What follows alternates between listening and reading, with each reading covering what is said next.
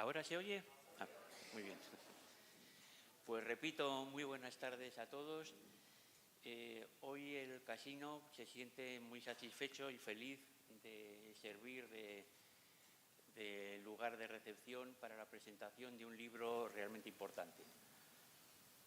Mira que es difícil encontrar algún tema de la Guerra Civil Española que no haya sido objeto de estudio con una bibliografía tan inmensa como hay sobre nuestro conflicto. Se han publicado sobre la Guerra Civil decenas de miles de libros y uno pensaría que estaba todo escrito y, sin embargo, todavía quedan páginas o desconocidas o muy poco conocidas y, desde luego, muy poco tratadas.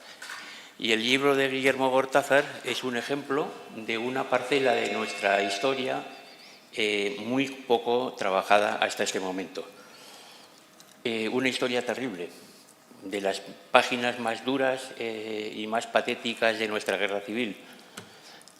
Entre el 18 de julio, fecha de comienzo de la guerra civil, y el 13 de septiembre, cuando las tropas de Mola entraron en San Sebastián, en la ciudad que había sido durante décadas la capital cultural y social de España, San Sebastián, donde veraneaba pues toda la clase política, la aristocracia, la alta burguesía, la intelectualidad, una ciudad en la cual la gente estaba empezando a veranear, se desató una ola de terror y de violencia y de muerte que duró 2 meses y que se llevó por delante 449 vidas. Esta es la historia que nos cuenta el libro de Guillermo. Y yo le comentaba antes, le he preguntado quién ha sido el autor de la portada. Porque la portada es terrible. El libro se titula Un veraneo de muerte y también es un tremendo sarcasmo. Cuando decimos hemos pasado un veraneo de muerte, todo el mundo piensa que lo hemos pasado estupendamente. Bueno, este es un veraneo de muerte en el sentido más literal de la palabra. Y la portada del libro nos muestra a un grupo de veraneantes felices disfrutando del sol y del mar en la playa de Ondarreta, sin saber lo que se les venía encima. Yo les voy a hacer un breve comentario sobre la figura de Guillermo, que es de sobra conocida, pero de todas formas es una cosa canónica el hacer la presentación de quienes van a intervenir. Guillermo es licenciado en Derecho por la Universidad Complutense, es doctor en Historia cum laude también por la Universidad Complutense, máster en Historia por la Universidad de California, ha sido profesor titular de Historia Contemporánea en la UNED y ha sido además diputado en varias legislaturas. Tiene una carrera profesional larga a sus espaldas y tiene una inmensa y magnífica carrera profesional como historiador. Yo del recuerdo uno de sus primeros libros, Alfonso XIII, Hombre de Negocios, un libro divertido e interesantísimo que trataba una parcela muy poco conocida de la historia española, de la historia económica de la Restauración. Ha escrito libros sobre Cuba, es presidente, creo, en estos momentos de la Asociación Hispano-Cubana y yo le he conocido precisamente, creo que la primera vez que tuvimos una relación un poco más estrecha fue con ocasión de Cuba en algún viaje que hicimos allí. Y recientemente ha publicado un libro magnífico sobre el conde de Romanones, que en el fondo no es solamente una biografía de un político trascendental, sino además un recorrido por la historia de la etapa final de la Restauración. El libro que hoy nos convoca es muy importante, a mi modo de ver, por 3 razones. Yo no tendría que hablar del libro, tendría que limitarme a presentarlo, pero Guillermo ha insistido en que también quería que hiciera algún comentario personal, así que lo voy a hacer. Primero, por lo que decía antes, es un episodio muy poco conocido. Hay algunos casos, porque Guillermo desgrana casos terribles de personas concretas que perdieron la vida en ese periodo, algunos casos realmente llamativos. Hay un señor, un abogado de Murcia, que se llamaba Ramón Sáez de Pinilla, al cual ejecutaron por pescar. Estaba pescando en el paseo marítimo de San Sebastián, alguien creyó que estaba haciendo señales a un barco rebelde y con tan fútil pretexto pues acabó fusilado. Otros eran cantados, fueron fusilados exclusivamente por sus ideas políticas y por su personalidad, sin tener absolutamente nada que ver con la sublevación. El caso más conocido es el de Víctor Pradera, un político tradicionalista y un gran intelectual que fue asesinado simplemente por su ideología política. Y su hijo Javier fue fusilado por ser hijo de su padre, no hay ninguna otra razón. Y en cambio, otro político que estaba cantado que lo iban a fusilar, que era el conde de Romanones, pues consiguió salvarse. Es decir, que hubo casos de todo tipo, dramáticos, que el libro va desgranando, y esa parte, desvelar una historia poco conocida de nuestra guerra civil, es la primera razón por la cual ese es un libro importante. La segunda es porque es un libro de un historiador.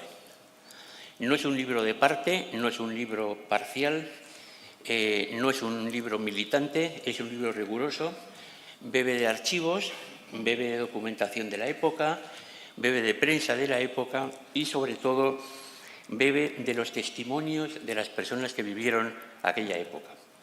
Y como historiador honesto que es, recoge testimonios de un bando y de otro. No es un libro partidista. Y, por último, la tercera cosa que a mí me ha llamado muchísimo la atención es que es un libro escrito sin rabia y sin odio. Un libro sobre una cosa terrible que yo creo que si algo trasluce el libro, por lo menos es lo que he sentido yo al leerlo, y supongo que eso es también lo que sentía Guillermo al escribirlo, es una mezcla de estupor y de dolor. O sea, de dolor por el sufrimiento que vemos en los casos que describe. Y estupor pensando qué les pasó a los españoles aquel verano terrible, o sea, cómo la gente pudo llegar a esa explosión de odio, de violencia, de crueldad. Es algo que nos parece inexplicable. Lo del dolor lo digo porque al final del libro hay un apéndice que se llama Dramatis Personae y que hay un pequeño resumen biográfico de las figuras que aparecen a lo largo del libro. Y en ese pequeño currículum de cada uno reproduce en solamente 3 casos de los 40 y tantos o 50 y tantos personajes que aparecen en ese resumen, aparecen cartas de despedida de 3 personas en la víspera de su muerte.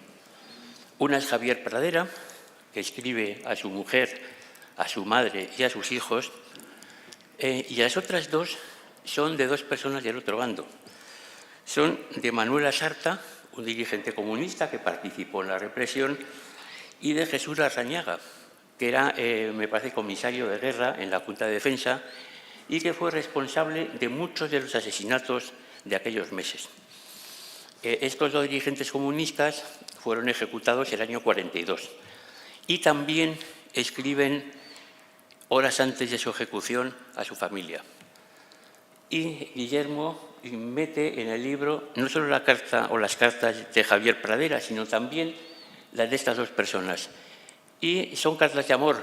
Es muy curioso, no hay odio, no hay esa sensación de revancha y de rabia de la persona que va a ser fusilada, son cartas de amor.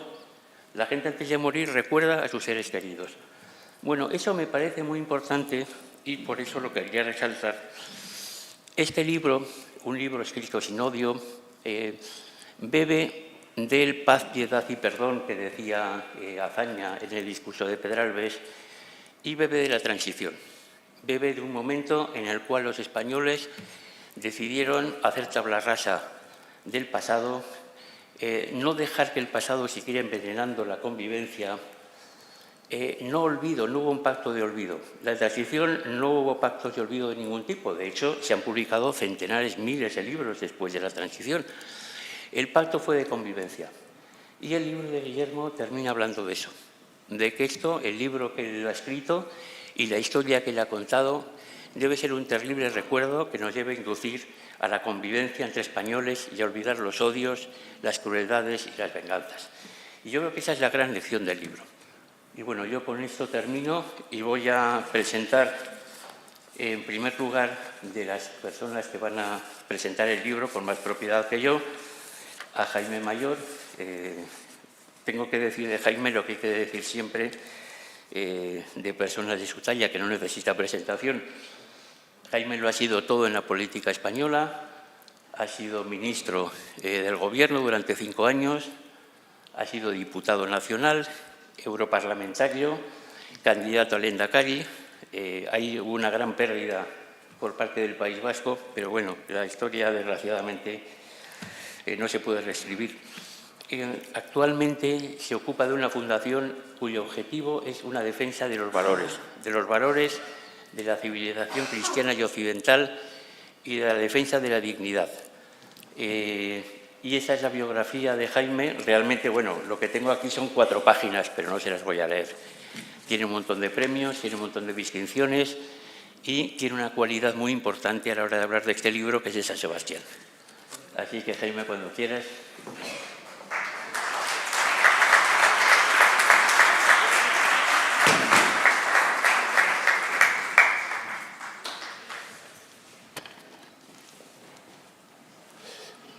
Muy buenas tardes. En primer lugar, querido José Antonio, muchas gracias por que permites que este acto se produzca en este emblemático, histórico lugar, el Casino de Madrid, y quiero por ello darte las gracias por tu acogida y por tus palabras de presentación. Muchas gracias a todos por su presencia. Veo a buenos amigos. Veo a Íñigo Barcáchegui por aquí, que también tiene mucho que decir respecto de aquellos días, pero en cualquier caso les agradezco mucho su presencia en esta tarde de hoy. Un veraneo de muerte, San Sebastián 1936, el libro de Guillermo Cortázar, que hoy se presenta aquí, y tengo que reconocer que no solo lo he leído, no solo lo he subrayado, sino, permítanme la expresión, que lo he devorado, y lo he devorado por varias razones. Gracias también por el hecho de que presento este libro con una persona a la que admiro muchísimo, que es Juan Pablo Fusi, con quien tuve el privilegio de cambiar impresiones y de trabajar con él unos días antes de la presencia de los reyes de España en la sala de juntas de Guernica, donde se produjeron aquellos famosos incidentes. Yo estaba en deuda con él porque no pude asistir a su discurso de ingreso en la Real Academia de la Historia, sustituyendo a su director, mi buen amigo Gonzalo Anes, por encontrarme fuera de España. Pero es un hecho la admiración y el respeto que le tengo, le he tenido y le tendré siempre. Yo también tengo 3 razones, como decía el presidente del Casino, para decir la razón por la que he leído con máximo interés. 3 razones por encima de otras. En primer lugar, por el autor, Guillermo Cortázar, que no solo es de San Sebastián, sino que fuimos compañeros de clase y de colegio a mediados de los 60 en el Colegio Marianistas de esta ciudad. Quiero decir que en aquellos años no recuerdo nunca que hablásemos de política entre los compañeros ni con los profesores. Y quiero decir que fundamentalmente la sorpresa fue años después, cuando vimos que estábamos en un volcán que no podíamos imaginar, al menos yo, quizás con una excesiva ingenuidad. Cuando abandoné el colegio en 1968, poco después me enteré que un compañero de colegio, Iñaki Sarasqueta, había asesinado ese mismo año, en el mes de junio del año 68, al primer guardia civil muerto, José Pardines, entre la localidad de Villabona y de Legorreta, en el corazón del Goierri. Años después supe que otro compañero de colegio, Eduardo Moreno Vergareche, un año mayor que nosotros, conocido como Pertur, era uno de los principales dirigentes de ETA político-militar, perteneciente a una familia muy conocida de San Sebastián, de clara extracción conservadora, con muy pocas excepciones. Pocos años después, Eduardo sería asesinado por una parte del Movimiento de Liberación Nacional Vasco, porque quería, junto con otros dirigentes de aquellos partidos, Mario Naindía y Juan María Vandrés, abandonar las armas, participar en política una vez que se instauró la democracia en el gobierno de Suárez de 1976. 7 años mayor que yo, que nosotros, en el mismo colegio Francisco Letamendia Belzunce, conocido como Orchi, fundamentalmente era diputado de las Cortes Constituyentes, que votó en contra de la Constitución, defendiendo el derecho a la autodeterminación, con aquel grito "Gora Euskadi askatuta", con el puño en alto.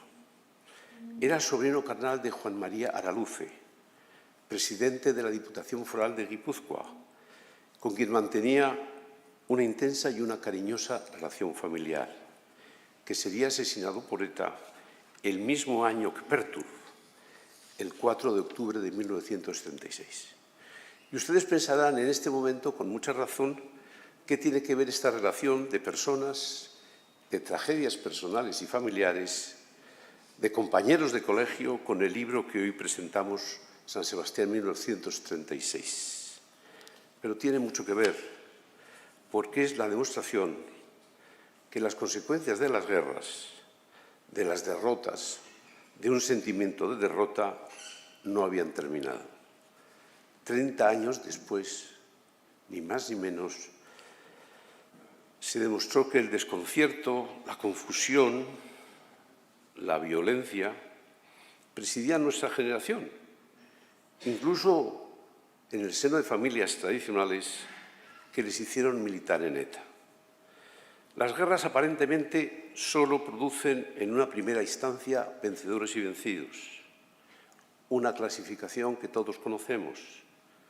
Pero de la misma manera, como decía José Antonio Eguidazu, algunos nunca hemos tenido rencor ni lo tenemos ahora, pero las guerras dejan un pozo de rencor, odio, desnortamiento, enfrentamiento, desconcierto, que en este caso emergió 30 años después de los sucesos que tan brillantemente relata Guillermo Cortázar. Y todo de pronto, como un volcán, explotó como si se tratase de una botella de champán.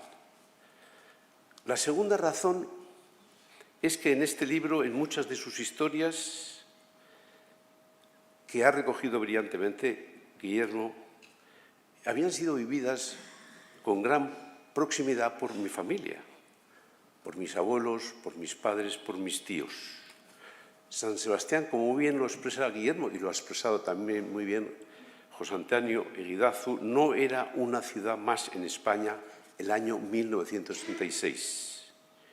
Era el lugar donde veraneaban los gobiernos, una buena parte de las familias más conocidas de Madrid, una élite social. Una ciudad que gozaba de un cierto estatus de capital política del verano y que incluso mantuvo el general Franco. Recordando el gran libro de Agustín de Foxá, Madrid, de corte a checa, Guillermo afirma con razón que San Sebastián pasó también de corte a checa. Se organizaron 10 checas para una ciudad de 100.000 personas, más allá de los que estaban siendo trasladados a lo que significaba San Marcial, lo que significaba aquel terrible lugar. Lo que significa que es a una proporción de represión y abusos comparables con las checas de Madrid, con la diferencia de que solo vivieron 57 días en San Sebastián de esta manera. Es un libro de la historia de San Sebastián, desde el 18 de julio hasta el 13 de septiembre del año 36.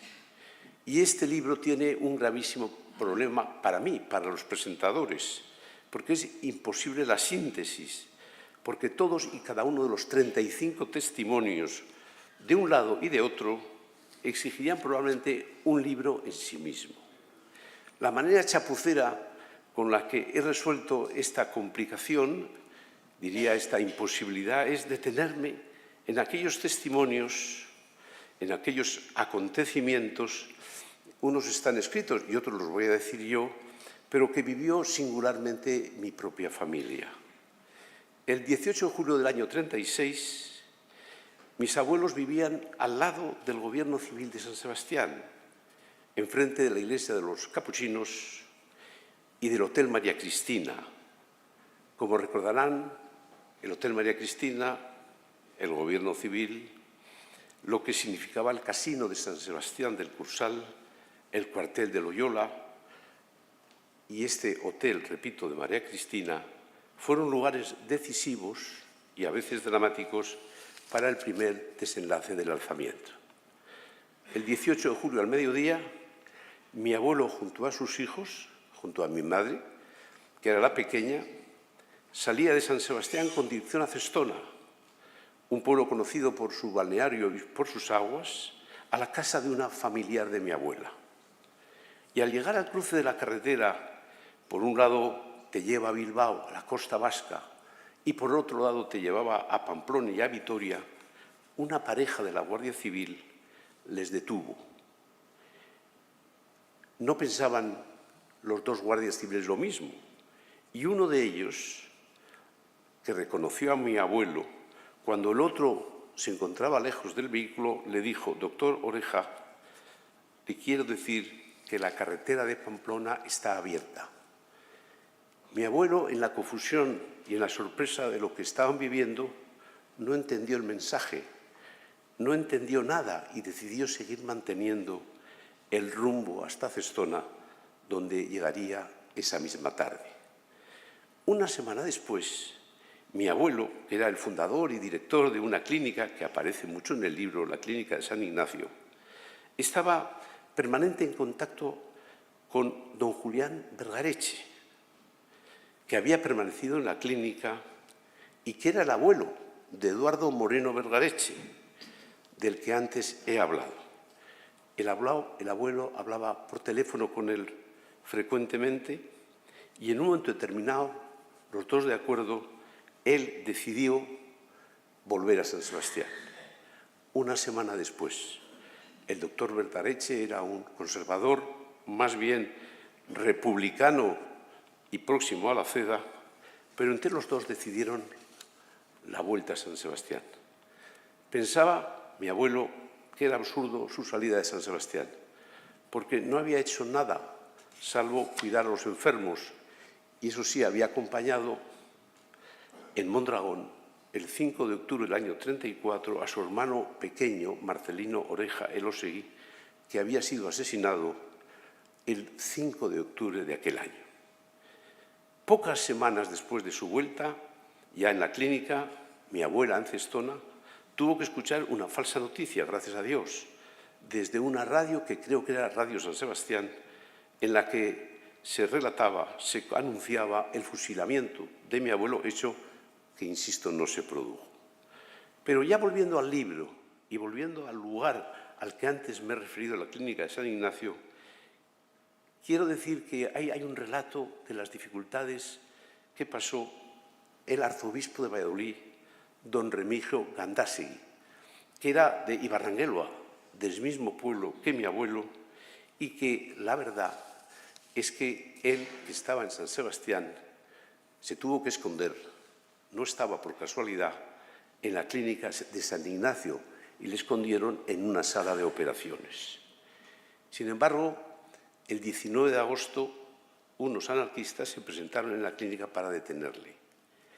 Gracias a la intervención de un canónigo de la Catedral de Valladolid, nacionalista vasco, don Alberto Onaindia, y del propio Manuel Irujo, que luego sería ministro de Justicia de la última parte de la República, y con un relato muy fidedigno que lo hace el primero, don Alberto Onaindia, explicó las peripecias que son de película, que les aconsejo que lo lean, el propio arzobispo de Valladolid. Pudo llegar gracias a un escondito que le suministraron los nacionalistas vascos en esta ocasión. Fue a Zarauz y ya volvió a Valladolid, fundamentalmente ya enfermo, muriendo poco después en la ciudad de Valladolid en 1968. Resulta llamativo en el libro, y tiene razón, una cierta tristeza y decepción que le produjo a don Alberto Onaindia la participación en el Te Deum de gracias que dieron al general Cabanellas cuando liberó aquella ciudad. Pero Siguiendo el mismo criterio de proximidad familiar, no puedo obviar el capítulo dedicado al asesinato de Víctor Pradera, líder tradicionalista, y de su hijo Javier. Mis abuelos eran tradicionalistas, yo diría muy tradicionalistas, y aquel atentado, aquel asesinato, significó un trauma que vivieron con especial dolor. No olvidaban el asesinato al que antes me he referido, de Marcelino Oreja Elósegui, en la preguerra. Tragedia que marcó, sin duda, nuestra familia a lo largo de muchos años. Pero recuerdo siempre que se decía en casa que el orden de asesinatos no había sido casual. Primero fue el hijo, Javier, que no tenía nada que ver con la política, luego el padre, don Víctor, que sin duda era un ideólogo del tradicionalismo vasco y que le resultaba especialmente cruel. Muchos años después tuve una intensa, prolongada y afectuosa relación con Javier Pradera, que era intelectual, columnista, hombre coherente, hombre de izquierdas, pero he de decir que nunca me atreví a hablar de este suceso con él. Y he de decir que hoy lo siento, porque lo tenía que haber hecho para conocer realmente lo que habían vivido. Bueno, muchas de las historias de este libro no las conocía, pero para mí la coincidencia en San Sebastián, en el Hotel María Cristina, de dos expresidentes del Consejo de Ministros del Rialzo de Trecis, esto es, Manuel García Prieto, el Marqués de Lecemas, en 1923, Álvaro Figueroa Antón de Romanones, al que se ha hecho una referencia, tres veces presidente del Consejo de Ministros, reconozco que eso desconocía. Y he de decir que esos dos testimonios, bien distintos por sus perspectivas, son referentes, valen bien, pero son impresionantes. La fotografía del Marqués de Lecemas, en el Paseo de la Concha, con sus nietos, en 9 de agosto de 1937, es decir, 20 días después del 18 de julio, que aparece en el libro, me ha impresionado por llamémoslo al valor, por falta de conciencia, porque el riesgo que luego se confirmaría, porque acabara bien la historia, tuvo que padecer sin duda esta personalidad de la política española. La tercera razón por la que he leído con máximo interés este libro se debe especialmente a su esfuerzo y al acierto de Guillermo de ofrecer testimonios de unos y de otros, de un bando y de otro. Este libro se escribe por razones de justicia, como lo recuerda el propio Guillermo cuando asistió a la inauguración de un monumento por el altar de San Sebastián, que creo que era de la persona, dedicado exclusivamente a las víctimas del franquismo, una insultante parcialidad, olvidándose de las otras víctimas de San Sebastián.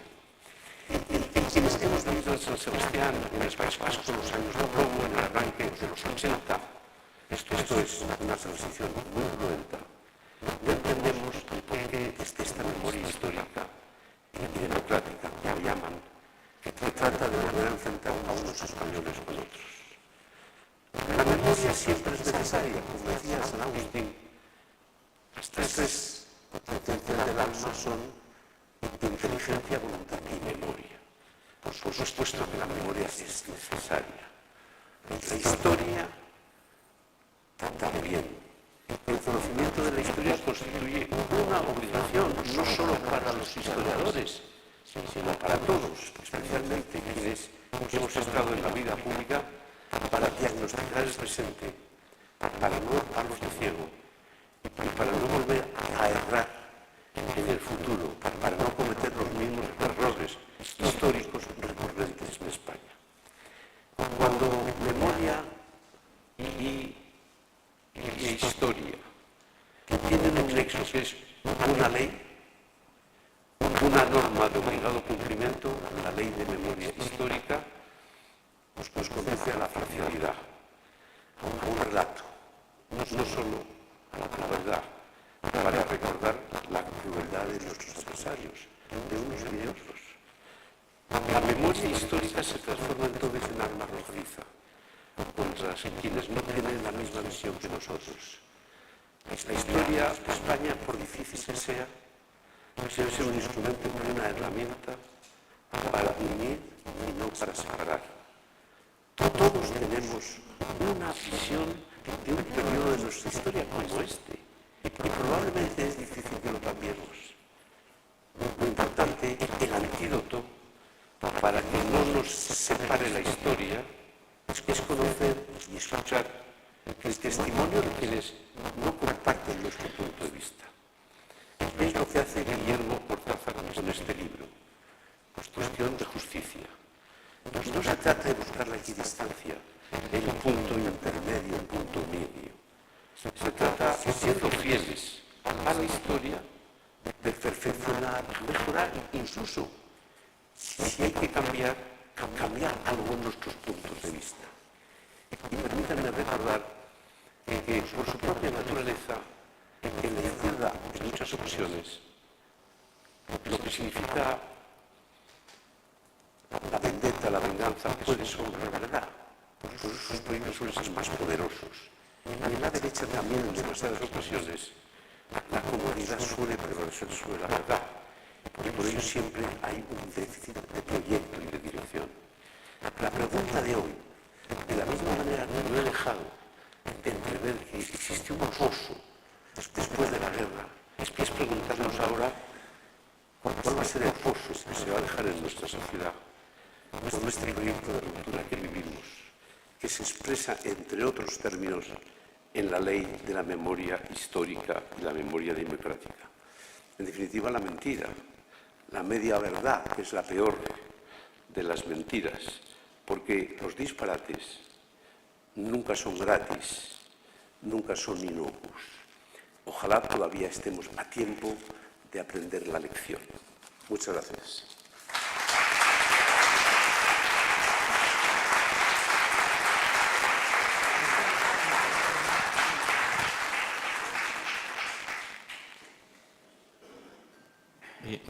¿Me oyen? Sí. Voy a pasar la palabra ahora al profesor Fusi, que tampoco necesita presentación, porque es una persona de sobra conocida. Ha sido catedrático de Historia Contemporánea de la Universidad de Madrid. Es miembro de la Real Academia de la Historia. Ha sido director de la Biblioteca Nacional. Es especialista en historia contemporánea, especialmente del País Vasco y de los nacionalismos. Ha recibido el Premio Príncipe de Asturias de Ciencias Sociales y uno de sus libros... ¿No? Pues lo tenía aquí apuntado en el... jurado. Pues aquí ponía... Pues se lo darán próximamente. Y tiene, ese sí, el Premio Espejo de España por un libro que escribió en los años 70 junto con el profesor Raymond Carr, que era España de la dictadura a la democracia. Y ha recibido también el primer Montaigne Europeo de ensayo. Es toda una referencia en la historia española y todo un lujo tenerle con nosotros. Entonces le paso la palabra al profesor Fusi.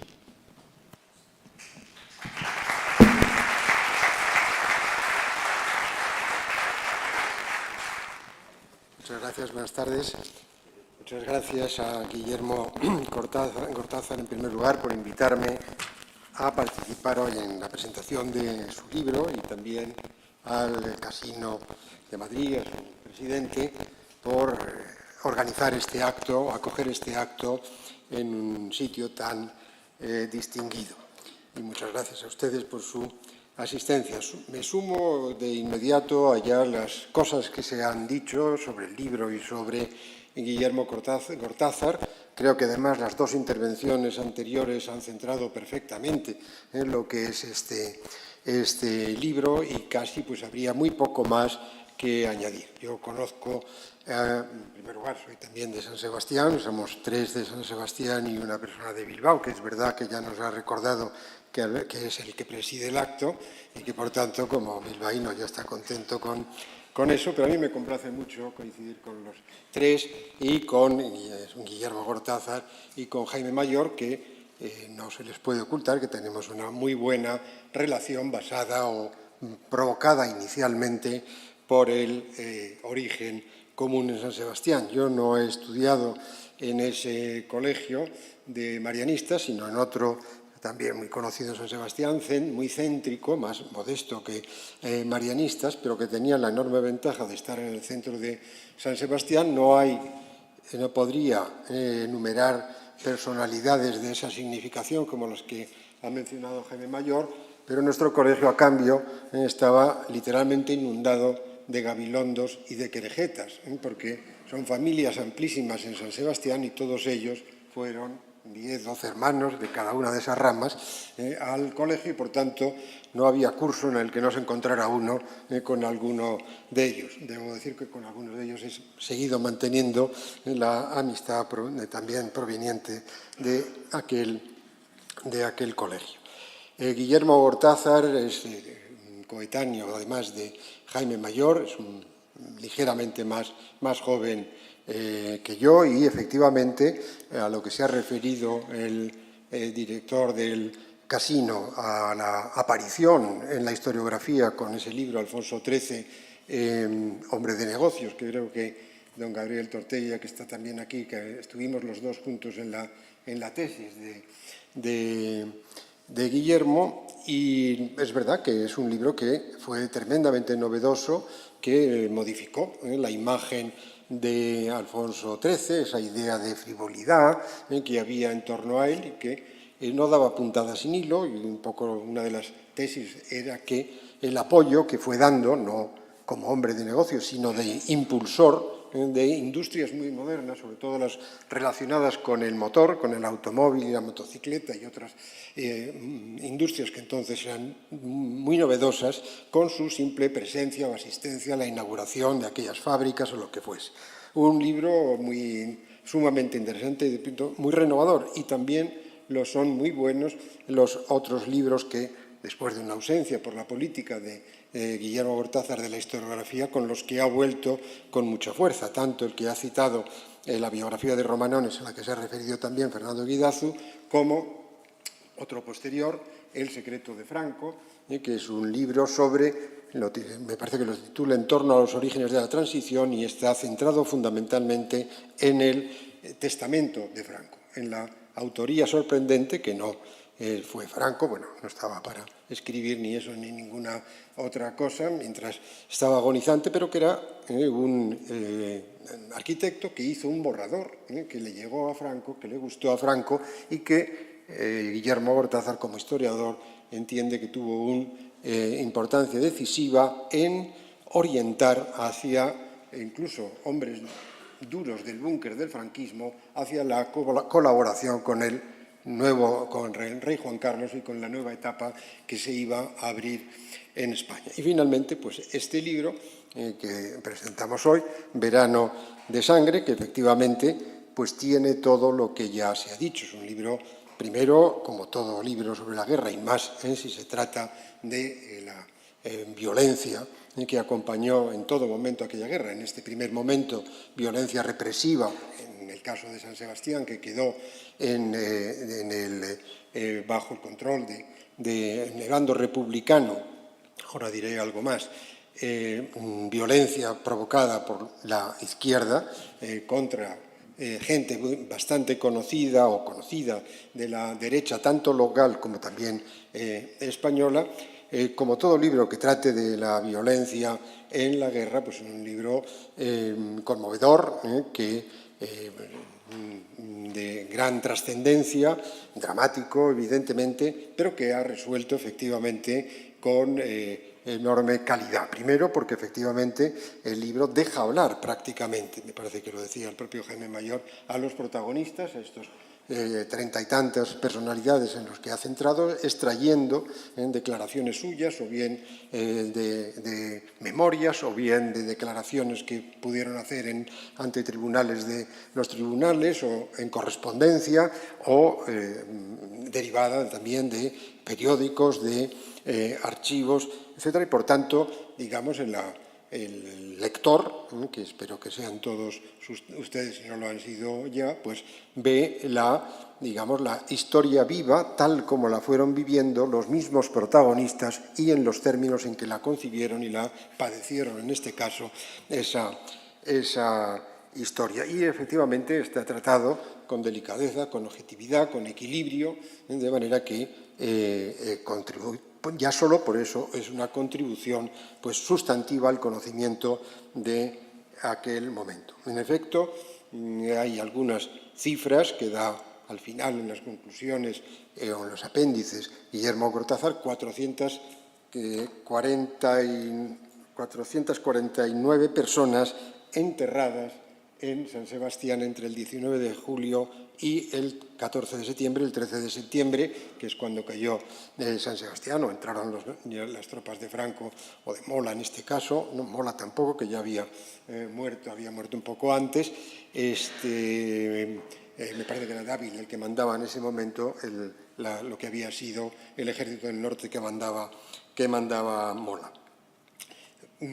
449 personas enterradas, no necesariamente todas fueron muertas por asesinatos o paseos, pero en el año 44 sí apareció un libro, Los mártires de San Sebastián, de Adrián de Loyarte, un cronista e historiador local, que daba 270 personas, muertos de forma violenta, no necesariamente en los combates callejeros o en lo que fuese en San Sebastián. Por tanto, en cualquier caso, una cifra muy alta, porque es un periodo muy corto y además se produce efectivamente en una ciudad que era la capital de verano de España en ese momento y que, por cierto, también lo hemos comentado en algún momento con el profesor Varela Ortega, es que hay varios historiadores con nosotros que creo que honran con su presencia esta presentación, este libro, que de San Sebastián, en el verano del 36, en primer lugar, hacía un tiempo excelente y se preparaba para lo que La Voz de Guipúzcoa dijo, la mayor asistencia de veraneantes que se recordaba en época reciente en San Sebastián. Estamos hablando de unas 30.000 personas, no mucho más, porque el veraneo entonces era un veraneo, todavía en la República seguía siendo veraneo aristocrático, distinguido, o de gentes acomodadas. El veraneo de masas pues no existía como existe ahora y era un veraneo general en el norte, bien en San Sebastián, bien en Santander o en alguna localidad, tanto cántabra como también asturiana o guipuzcoana o vizcaína, que tuviesen playa o estuvieran junto al mar. Por tanto, se esperaba un veraneo excelente y la sorpresa, hay esos puros instantes que decía Ortega que cambian muchas veces la historia, pues ahí el puro instante fue el levantamiento militar del 18 de julio del 36 que acabó como, en el caso de San Sebastián, como siendo un verano de muerte, como titula Guillermo su libro. El libro es una contribución, efectivamente, yo diría que muy importante a varias cosas. En primer lugar, a la historia del País Vasco, que ahora les diré en qué sentido muy brevemente. Pero también, efectivamente, algo apuntaba Jaime Mayor en su intervención, a todo, la cuestión de la memoria histórica y el tipo de, versión unilateral que se está tratando de imponer en España sobre la República y la Guerra Civil. La historia hay que contarla, como decía Cromwell, que escribieran su retrato con verrugas y todo. Y, por tanto, también la historia de la República o de la guerra o de la izquierda hay que contarla con verrugas y todo, con objetividad, pero sabiendo de qué se habla y no ocultando o silenciando ninguna realidad. Y efectivamente hay muchísimos hechos en la República que, pasado un primer momento, unos años de expectativas y de esperanza y de funcionamiento de la democracia, la degradación del proceso democrático durante la República es, desde el punto de vista histórico o historiográfico, totalmente indiscutible. Lo fue ya en el 34, lo siguió siendo en la primavera trágica del 36 y lo fue, lógicamente, al hilo mismo del levantamiento militar, primero por el mero hecho del levantamiento militar y también por la respuesta que al levantamiento militar se dio en muchos sitios, como el caso que ejemplifica San Sebastián, con todos esos centenarios, varios centenares de muertos de forma violenta en un espacio de tiempo cortísimo. Unas breves palabras sobre la guerra en San Sebastián, en el País Vasco, porque aquí también, y viene muy oportuno este libro, porque no solamente hay ese monumento que se haya podido levantar en San Sebastián, o que se ha levantado a las víctimas del franquismo, sino que probablemente, si hiciéramos una encuesta entre mucha gente, la imagen que tenemos de la guerra en el País Vasco es, digamos, la sombra del Guernica es tan fuerte que la interpretaríamos como una acción violenta de los ejércitos franquistas sobre un País Vasco autónomo, presidido por el presidente Aguirre, líder del Partido Nacionalista Vasco, que culmina esa violencia con el bombardeo por parte de la aviación alemana, flanqueada por algún avión italiano, sobre Guernica a finales de abril del 37. Y la historia, como siempre, es mucho más compleja. Se ha hablado ya, ha surgido la palabra juntas de defensa, comisariado de guerra. Bueno, ¿qué pasa en el País Vasco? Bueno, primero les recuerdo, Álava apoyó prácticamente masivamente el levantamiento. No hay ni cierre de bares el día 18 de julio, por lo tanto, a la noche ya están abiertos. Y hay un voluntariado fuerte de tradicionalistas y carlistas alaveses a lo que van a ser las brigadas navarras y a las fuerzas nacionales. Ya que menciono tradicionalistas y carlistas, también el levantamiento triunfó en Navarra. Es pertinente hablar de Navarra en el País Vasco porque parte de la ofensiva sobre Guipúzcoa, sobre Irún y San Sebastián, es protagonizada por las brigadas navarras, las dos con mayúsculas, porque así es como se llaman, esa mezcla de fuerzas voluntarias de voluntariado carlista, pero con mandos militares, todos ellos.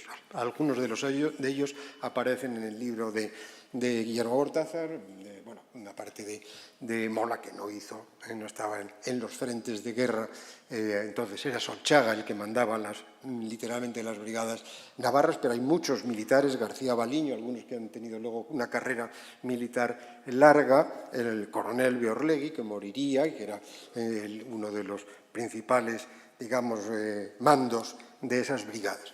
Digo que en Bilbao fracasó el levantamiento porque apoyó al Gobierno de la República los principales mandos militares en la ciudad.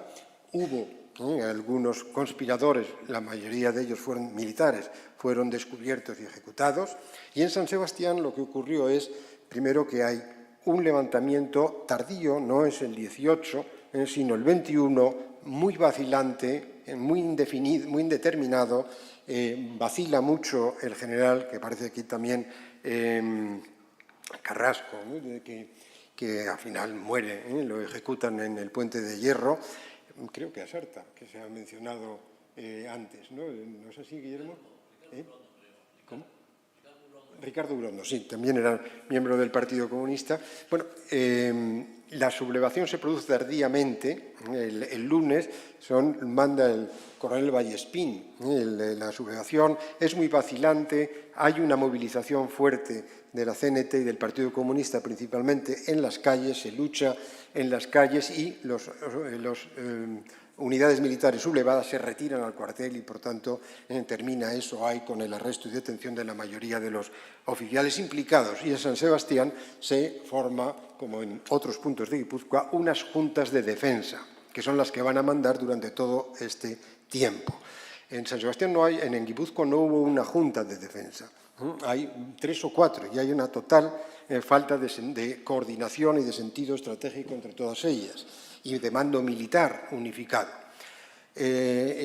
Aparece en el libro de Guillermo Cortázar formando parte de la comisaría, de la Consejería de Interior o del Monzón, estuvo muy poco tiempo y estaba Irujo también, que se ha citado también en San Sebastián, que intentó negociar con los militares su retirada y que no hubiera ocurrido nada, pero se debe decir que el PNV, y aquí volvemos a la revisión histórica, que el PNV se mantiene al margen de lo que está ocurriendo prácticamente hasta mediados de agosto.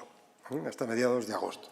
La resistencia, tanto en Vizcaya como en Guipúzcoa, en esas juntas de defensa, tienen, como dijo un observador, un carácter urbano y proletario. En otras palabras, es la izquierda la que acometió la defensa y la formación de las juntas de defensa.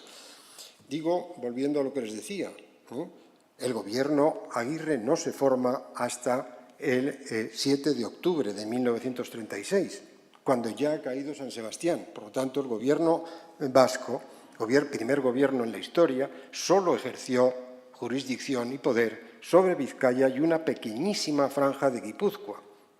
San Sebastián y Guipúzcoa estaban prácticamente en un 9 sobre 10%, en un 90%, ya en dominio de los nacionales a partir del 13 de septiembre. Por tanto, digamos, por eso hay estas juntas de defensa y por eso es la mayor responsabilidad en esta situación de violencia política callejera corresponde, en el caso de San Sebastián, a la izquierda. La guerra como guerra vasca contra el gobierno vasco sería, en todo caso, si es que se puede hablar en esos términos, solo a partir de septiembre. Incluso Guernica, suele aparecer siempre el alcalde de Guernica como nacionalista, pero es después del 7 de octubre y nombrado por que cesan al anterior, que era carlista, y desde el año 31, donde había ganado el carlismo en las elecciones municipales del 12 de abril, había ganado el carlismo en Guernica y gobiernan hasta que es cesado el alcalde por el gobierno Aguirre 6 o 7 días después de la guerra. Por tanto, las cosas hay siempre que matizarlas, conocerlas bien. Eso es lo que a mí me gusta, y voy a ir terminando con ello, del libro de Cortázar. Ese equilibrio y, digamos, entre falta de unilateralidad en su interpretación, corresponde a una de las obligaciones fundamentales del historiador y de la historia, de que lo que se trata es de comprender y de explicar, no de terciar en pleitos políticos retrospectivos y en hacer unas visiones verdaderamente sesgadas, falsas, que suponen, digo falsas porque suponen el falseamiento de la realidad histórica. Me interesa por eso y me interesa también por lo que tiene de revisión a la luz de nueva evidencia de algo, efectivamente se ha dicho, relativamente poco conocido, pero que muchas de las personalidades de esas dramatis personae cuyas biografías pone Guillermo Cortázar en su libro, no son personas, pueden tener un ámbito local, pero su significación es bastante considerable. Se ha hablado de Jesús Larrañaga, sí, efectivamente dirigente comunista, muerto y fusilado por el régimen de Franco, no en la guerra, sino en el 42, cuando vuelve e intenta, el hombre sabía lo que se arriesgaba, no se le puede negar su consecuencia y valentía, y efectivamente fue detenido, ejecutado, no pudo, vino a tratar de reconstruir lo que pudiera del Partido Comunista en el interior del país. Aparece el arquitecto del Club Náutico y uno de los mejores arquitectos racionalistas españoles de los años 20 y 30, que es José Manuel Aizpurua, que sería también asesinado porque militaba en Falange. José Arteche es un novelista local de gran interés. Carrasco Amilibia, que era como se llamaba el general, Beunza, los Pradera, los Irujo, Olazábal, Juan Olazábal, el propio Telesforo Monzón, Mola, un par de alcaldes de San Sebastián, uno también asesinado, Paternina. Bueno, digamos que es un elenco de personas que no se agotan en el ámbito local, trascienden muchas veces ese ámbito local y, por tanto, el libro es de interés no solo para los donostiarras, como quien les habla, sino para todos nosotros. Reitero, por tanto, mi felicitación a Guillermo Cortázar. Ha acertado plenamente en el tema y en el tono de este libro y ha hecho, como le corresponde a él, como todos sus libros anteriores, un magnífico libro de historia. Muchas gracias.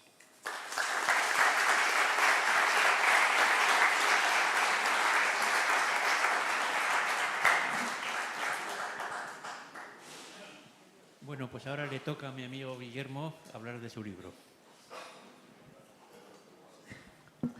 Buenas tardes. En plan tertulia voy a hablar sentado, que me parece más próximo, ¿no? Sin la protección del pupitre. En primer lugar, tengo que agradecer a Fernando Guidazu la cesión y la amabilidad que acogió la presentación de este libro, y la verdad es que todo su equipo se ha portado fenomenal y además, aparte de que veo un numeroso público, esto se está emitiendo en streaming y también el vídeo irá posteriormente a YouTube. Ahora las presentaciones de libros no se limitan, afortunadamente, a los buenos amigos y compañeros y familiares que vienen a la presentación de nuestros libros, sino que tienen una proyección muy amplia gracias a las nuevas tecnologías. Y, en fin, yo creo que en este sentido el Casino se ha portado fenomenal y te tengo que agradecer de nuevo, Fernando, tu amabilidad. Y, por supuesto, a los dos presentadores, que formamos aquí un trío de mosqueteros de San Sebastián, y no es habitual que un mismo libro que tiene un título local lo presente en tres paisanos, ¿no? Pero, en fin, en este caso ha dado las circunstancias, no solo por el paisanaje, sino por la calidad de los presentadores y de los que han hablado hasta ahora. La tercera agradecimiento tengo que hacérselo al editor, no sé si estará por aquí, el editor de Renacimiento, pero me había dicho que iba a venir, no sé si ha venido, pero desde luego ha tenido conmigo el señor Linares una paciencia tremenda, porque hemos hecho permanentemente correcciones. La cuarta edición se ha ampliado y hemos hecho también correcciones hasta la cuarta edición.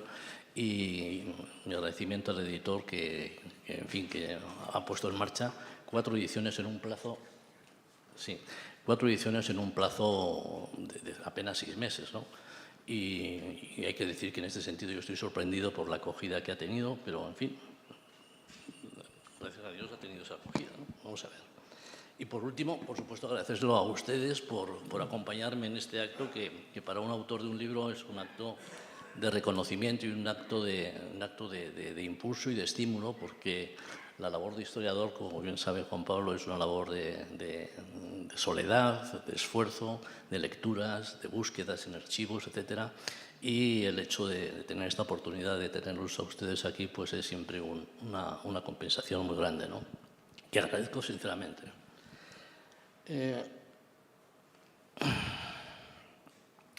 Hay que decir que esta cuarta edición, que hoy está a su disposición a la salida, ha sido para mí una sorpresa, porque yo pensé que el libro de Franco iba a tener una salida mucho más consistente, pero, sin embargo, este es un libro que uno no sabe por qué, pero encaja en el mercado y tiene una demanda y tiene una proyección.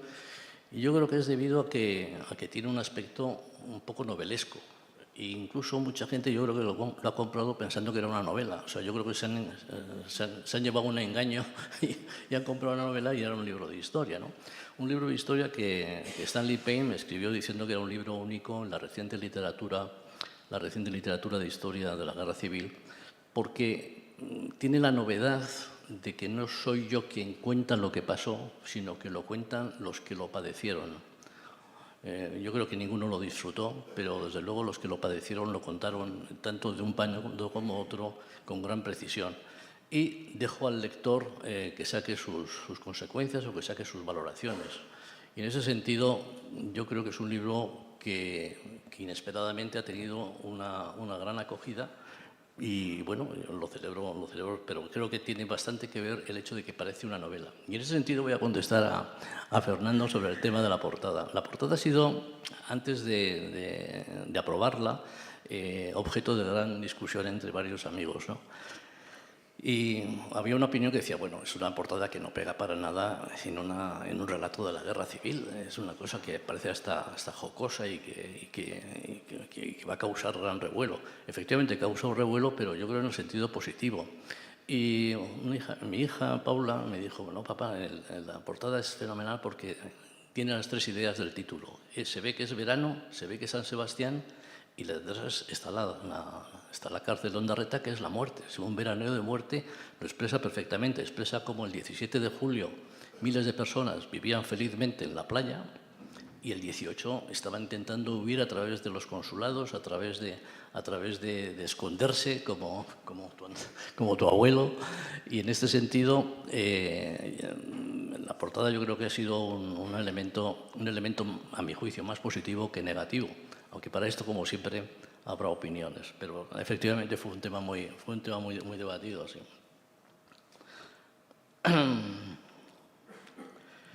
Como digo, el libro es un relato singular en el sentido de una historia desde abajo, pero la atracción que tiene el libro en el ámbito nacional, no solamente local, es que efectivamente San Sebastián fungía como capital política del veraneo.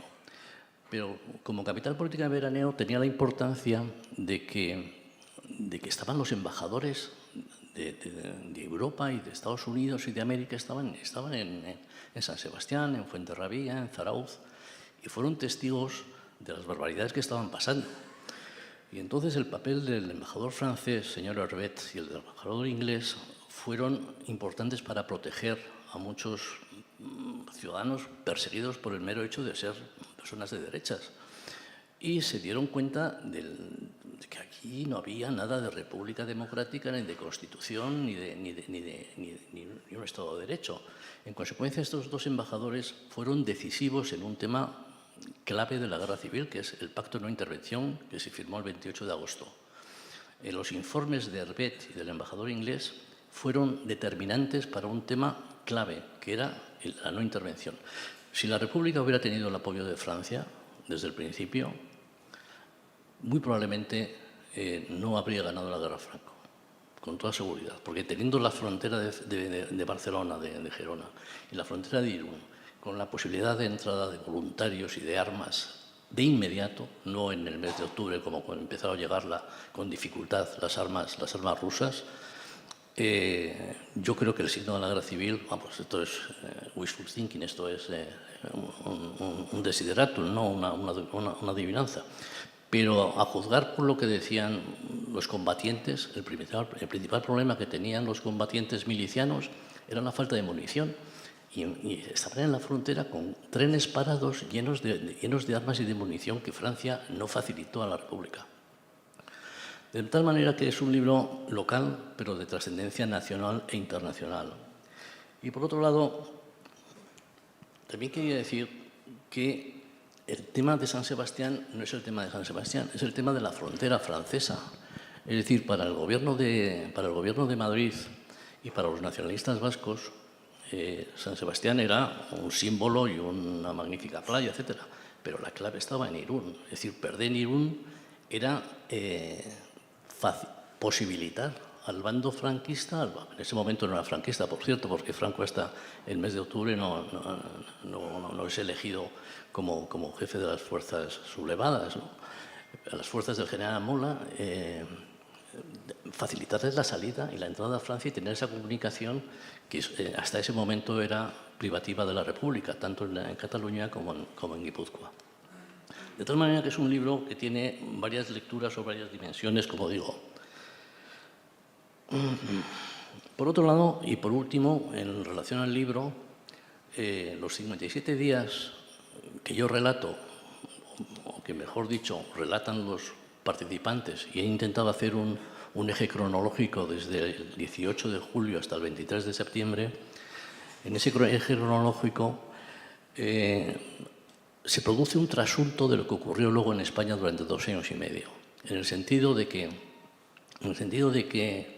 en esos 57 días pasó lo que luego ocurrió en toda España. En primer lugar, un golpe de Estado fallido. En Guipúzcoa falló el golpe de Estado y los militares no pudieron hacerse con el poder. El poder fue entregado a la calle con las armas que repartió el gobierno civil y la parte de la Guardia Civil que tenía armas y las repartieron, etc. El punto segundo es, después de que falla el golpe de Estado, el poder pasa a las calles y había un descontrol absoluto, como se demuestra en los relatos que recoge el libro. En tercer lugar, los milicianos estaban más preocupados por perseguir a los derechistas de San Sebastián que ir al frente de una manera disciplinada y como un ejército. Hay un anarquista que dice en el libro, como un relato propio, que le dice un comunista o un anarquista, dice, bueno, así vamos a perder la guerra. Y dice el anarquista, yo no estoy aquí para ganar la guerra, yo estoy aquí para matar fascistas. El asunto no hacían más que avanzar los requetés hacia la frontera de Irún, ¿no? A tomar Bidasoa e Irún. Y otro anarquista, una vez el nuevo comandante militar de Guipúzcoa, que se llamaba San Juan, va a un puesto donde había unos anarquistas en unas ametralladoras y tal, y dice, ¿y quién manda aquí? Y dice el anarquista, aquí no manda ni Dios. Es decir, no había mando, no había concepto de ejército, no había concepto de disciplina, no había mandos intermedios, y en ese sentido el avance de las tropas disciplinadas y profesionales, por mandos profesionales del general Mola y del coronel Beorlegui, al cabo y con mucho esfuerzo, tomaron el monte de San Marcial y la ciudad de Irún. De tal manera que se produce ese transfurto. Primero, fracaso del golpe, el poder a la calle, ineficiencia e ineficacia en los frentes militares. Después, una gran represión a los ciudadanos normales, que no habían hecho nada en la política, simplemente habían votado a la CEDA. Una gran división interna entre las fuerzas que defendían la República y, finalmente, una victoria militar.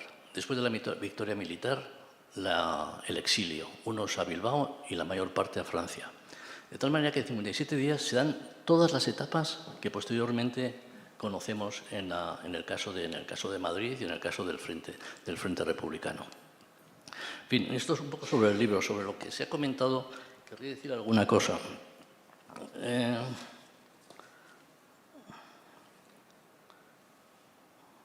Bueno, sobre el tema de la portada ya te he dicho, Fernando, lo que pensaba, y vamos, tienes mucha razón, realmente es muy chocante, ¿no? Y en relación con la memoria histórica que ha sacado a colación Jaime, es evidente que la memoria histórica, entendida en términos de revivir los enfrentamientos que francamente, vamos, por lo menos mi generación y por lo que yo hablo con muchos amigos y se ha dicho aquí, nosotros no hablábamos nunca de la guerra civil. Es más, yo jamás pensé escribir ni sobre Franco ni sobre la guerra civil. Escribí un libro sobre Franco que se publicó el año pasado, que es el secreto de Franco que ha mencionado Juan Pablo. Perdón.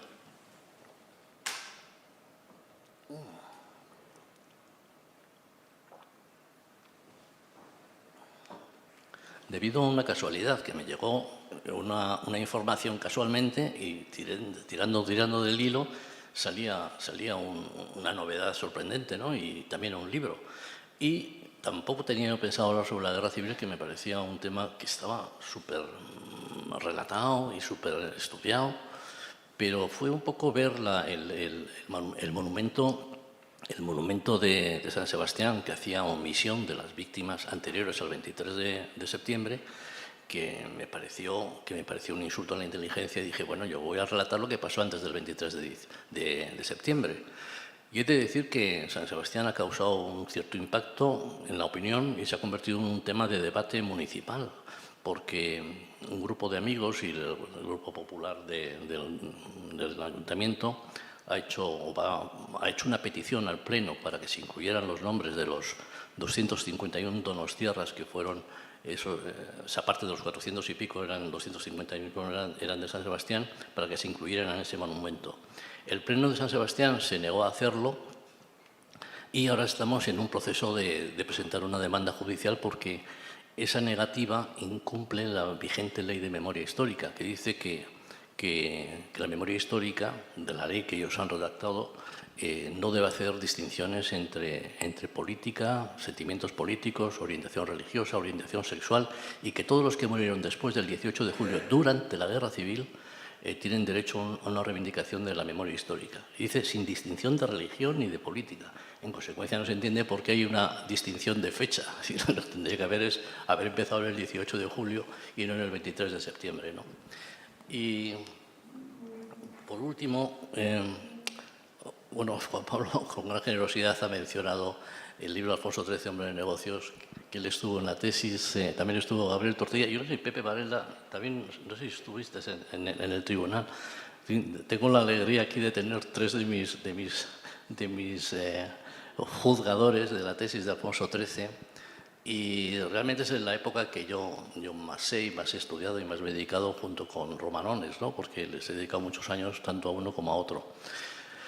Y he de decir que ayer estuve visitando las colecciones reales de la nueva galería de colecciones reales y me sorprendió negativamente que en conjunto me pareció un gran trabajo, pero en la parte de Alfonso XIII, que son 50 años de reinado, desde que nació hasta el año 31, y que tuvo una importancia sustancial en evitar que entráramos en la Primera Guerra Mundial, un gran desarrollo económico, en fin, Gabriel Tortella puede hablar sobre eso horas, le dedican un trocito con un cuadro sobre un caballo y con una manta y vamos, me parece que es merecedor de un artículo, pero desde luego me pienso meter con esa minusvaloración de Alfonso XIII porque sigue teniendo la mala imagen, en parte por una parte de la derecha y fundamentalmente por parte de la izquierda, ¿no?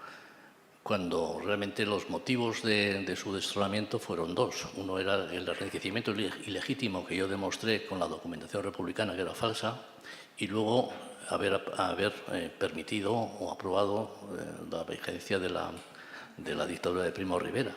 Pero hay que decir que esa aprobación fue general en la opinión española, es decir, que por eso realmente con las alegrías que fue recibido Primo de Rivera por gran parte de la opinión pública española, no debiera haber sido motivo de destronamiento, ¿no? de destronamiento. Pero vamos, en la galería esta de las colecciones reales me ha parecido una demostración de que el esfuerzo que llevamos muchos haciendo por recuperar lo que es salvable de Alfonso XIII, que es mucho, a pesar de que yo creo que se equivocó profundamente en el año 23 aceptando esa dictadura, no está teniendo efecto. Es decir, los libros, manuales de texto siguen diciendo que se enriqueció legítimamente, etcétera, porque constituye lo que se llama la leyenda urbana que no hay forma de evitar. La leyenda urbana histórica consolidada es indestructible. Un ejemplo es la famosa frase que se atribuye a Romanones de Vaya Tropa, ¿no? Y es una frase que no consta en ningún periódico ni en ningún diario de sesiones ni nada. Y otra de las cosas que dicen de Romanones era que le atribuyeron eso de Vaya Tropa cuando fracasó al ser candidato a la Academia de la Lengua. Bueno, pues el profesor Iglesias de Usel ha ido a la Academia de la Lengua, ha estado mirando las candidaturas de toda la época en que vivió Romanones y jamás fue candidato. Pero bueno, da lo mismo. Eso es lo que se constituye como verdad, digamos, eso es una leyenda urbana en la historia que no hay forma de quitarla. Bueno, otro de los elementos de la leyenda urbana de Romanones es que producía películas pornográficas junto con Alfonso XIII en el año 25, cuando Romanones entre el 23 y el 31 y el 30 apenas tuvo relación con Alfonso XIII y no fue jamás al Palacio Real. Bueno, eso lo demuestro yo con las cartas del Palacio Real de Alfonso XIII y de Romanones, pero da lo mismo. Repiten permanentemente lo de Vaya Tropa y lo de las películas pornográficas, pero no hay forma de quitarlo. Y tampoco hay forma por lo que se ve, mejorar la imagen de Alfonso XIII, a pesar de que fue un rey que en su conjunto fue un gran patriota y desde luego un rey muy importante para el desarrollo económico español y cultural. Hay que reconocer que en los años, esa es la época, digamos, más brillante de la cultura española hasta el año 36, que venía de atrás. Es decir, la cultura española brillante de la República no viene de la República, que fueron 5 años, viene de toda la Restauración y del final del siglo XIX, ¿no? Pero bueno, estas son disquisiciones un poco de historiador que no sé si les han de interesar, pero en cualquier caso, yo si queréis hacer alguna pregunta o los presentadores o el público, encantado de la vida y muchas gracias por vuestra presencia, como os he dicho anteriormente. Muchas gracias.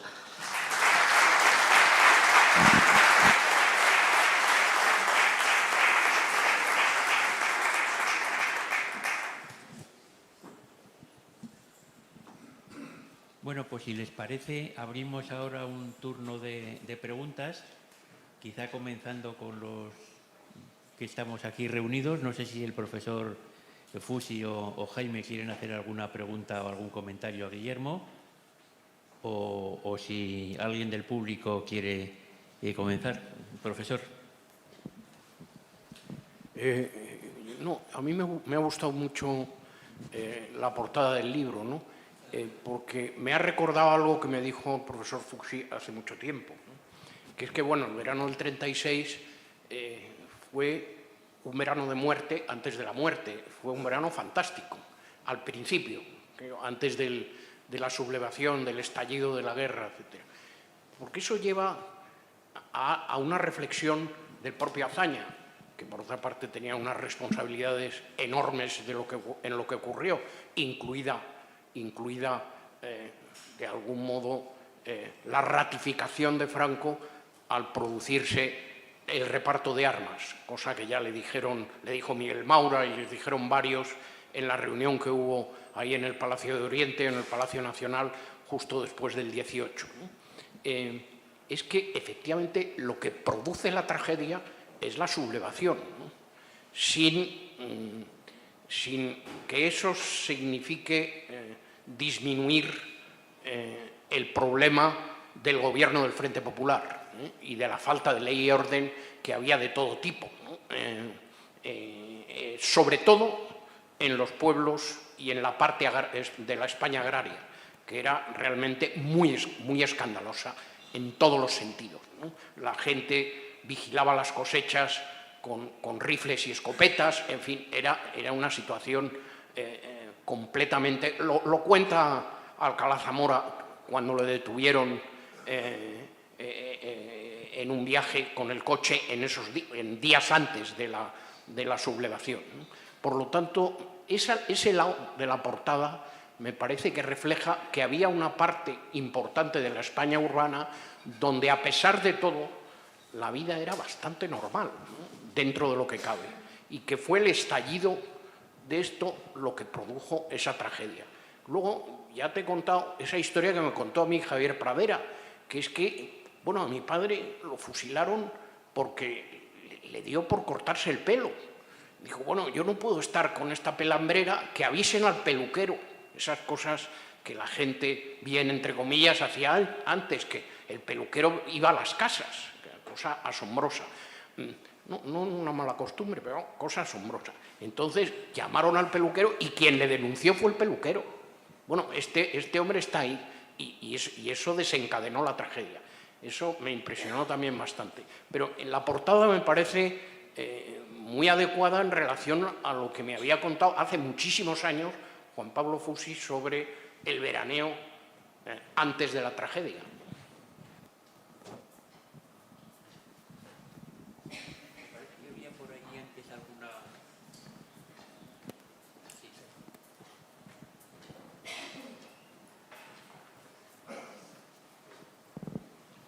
Enhorabuena por el libro, Guillermo, que van 4 ediciones.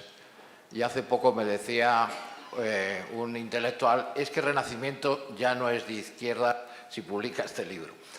Pero yo, a mis amigos de Gefrema, que son 700 entre socios y simpatizantes, es decir, la asociación más importante que en España y creo que en el mundo estudia la guerra civil, pues yo les digo, debéis de comprar ese libro. Porque últimamente ha habido una tendencia hacia la izquierda, pero ellos tienen una afición muy grande, que es la del fútbol también, del Real Madrid. Y tú explicas, curiosamente, cómo la salvación de Romanones, si no recuerdo mal, que leí el libro hace bastante tiempo, está ahí el teniente coronel Ortega, que era de los guardias de asalto, y era una de las personas que tiene fama de haber sido implacable en la represión. Y, sin embargo, tuvo la curiosa circunstancia de que fue presidente del Real Madrid durante la República, durante la guerra. Y parece que León León les dice, si ustedes quieren que yo les ayude, lo que no puede ser es matar al conde Romanones, que está citando ahora mismo. Y entonces es precisamente Ortega, el que luego va a ser presidente del Real Madrid, el que, cumpliendo las órdenes superiores, facilita la huida o la salvación del conde Romanones. O sea que yo creo que eso es un episodio mío para animar a muchos de izquierdas que compren tu libro, que hay que ver todas las tendencias y aprender mucho. Y me encanta que haya hablado Juan Pablo Fusi, que haya hablado mi compañero de la UNED, Varela Ortega, que me invitó a dar una conferencia en París y que creo que con este público pues vas a seguir vendiendo muchos libros y te felicito con entusiasmo. Muchas gracias. Vamos a ver, has citado a Ortega, y Ortega, que fue presidente del Real Madrid, fue un personaje clave. Este era un carabinero de sargento o teniente, bueno, hay las dos teorías, de que era de la frontera de Irún, y una vez que estalló el golpe, el gobernador Artola era muy inútil y lo destituyeron y nombraron a un comunista, porque los comunistas tenían en esos años la habilidad y la capacidad de colocarse en los sitios de poder. El otro comunista era el jefe de la Junta de Defensa en el Comisariado de Guerra, y realmente ellos sabían que eso era lo que funcionaba, ¿no? Y los dos murieron. Ortega fue fusilado en el año 39 y Larrañaga fue fusilado, como ha dicho Juan Pablo, en el año 42. Y hay una cosa que, en fin, que ha llamado la atención Fernando Egidazu sobre las cartas de los fusilados. Y yo tengo para mí, cuando las transcribí, que salvo el tema religioso, que Javier Pradera apela a Dios y al cielo, etc., las cartas son intercambiables. Es decir, podrían haberse correspondido a cualquiera de los tres, tanto de izquierda, porque son cartas de afecto, de valor, de entrega de la propia vida, unos por la religión y por los valores patrios, como el caso de Pradera, y otros por el endiosamiento en el que habían caído con la referencia de Rusia y del Partido Comunista, ¿no? Es que muchos fusilados morían, en el caso de la derecha, gritando «Viva España católica, Cristo Rey, viva Cristo Rey», y sin embargo los de la izquierda morían diciendo «Viva Rusia». Yo pongo ahí unos ejemplos testimoniales, y esto era así. Entonces, son testimonios desgarradores, y también creo que es interesante señalar que del libro se deduce, vamos, yo no hago hincapié en eso porque me parece un poco pretencioso, ¿no? Pero hay personajes shakespearianos. Por ejemplo, el coronel Carrasco, que está en la duda de sublevarse, no sublevarse y tal, es la duda hamletiana que le devora por dentro, que ve el desastre que le lleva a su indecisión y al final está deseando poco menos que lo maten. Le dice, termina, fusílame pronto, le dice a Ricardo Urondo cuando lo van a matar, mátame pronto. Y luego hay otro personaje que al profesor Payne le hacía mucha gracia y dice, bueno, a mí la viñeta que más me ha interesado es la del teniente coronel Vallespín, que era el único que realmente tenía claro que había que sublevarse y organizar la defensa o la ocupación de San Sebastián, y al final consigue disfrazarse de miliciano, que es el único que salva la vida. Y la verdad es que el relato del coronel Vallespín es realmente casi increíble, ¿no? Pero en fin, realmente hay personajes ahí muy interesantes, y hay que decir que si bien hubo heroísmo y martirio en muchas personas de la derecha, en la izquierda hubo mucho heroísmo, como por ejemplo el comandante militar que los 8 o 10 primeros días tuvo el mando de las tropas republicanas, que eran héroes de la izquierda que pensaban que estaban cumpliendo con su deber y que tenían que hacer aquello, y desde luego en el caso de Asarta y de Larrañaga y otros muchos comunistas tenían un sentido idealista, nada codicioso, y muy de entrega total a la causa no de la defensa de la República, sino la defensa de su propio poder político para instalar luego un sistema similar al soviético, ¿no? Pero en fin, eso es una cosa que uno lo lee y se puede percatar con la lectura. Perdón por la voluntad de vocación de maestrillo que tengo, pero era para puntualizar o precisar algunas de las cosas, porque creo que, efectivamente, como decíamos, no son del todo conocidas. Teniente Ortega, en efecto, fue teniente de carabineros en Irún y preside la Junta de Defensa de Irún desde el primer momento, donde hay como él, varios comunistas como Cristóbal Herrandonea y gente que tienen un papel no solamente en ese momento, sino a todo lo largo de la guerra en otros sitios también.